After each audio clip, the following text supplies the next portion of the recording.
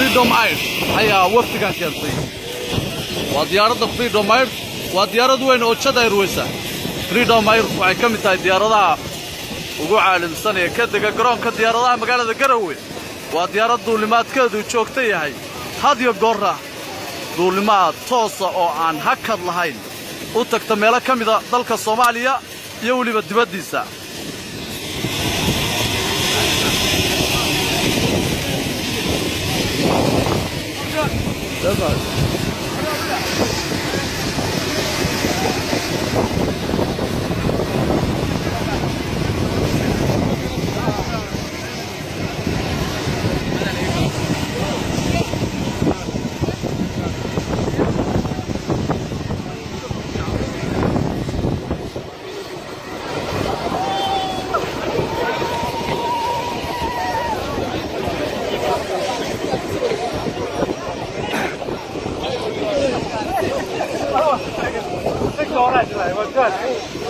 كانت بالله الله يديك